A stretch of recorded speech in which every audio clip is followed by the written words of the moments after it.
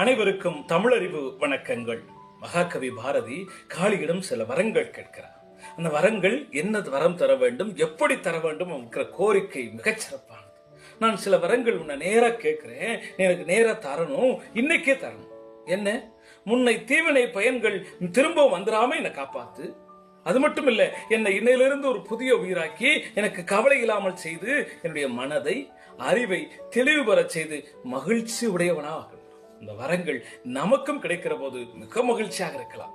நின்னை சில வரங்கள் கேட்பேன், அவையை நேரே இன்று எனக்கு தருவாய், இன்னைக்கே தரணும் என்றன் முன்னை தீவினை பயன்கள் இன்னும் மூளாது அழித்திடல் வேண்டும்.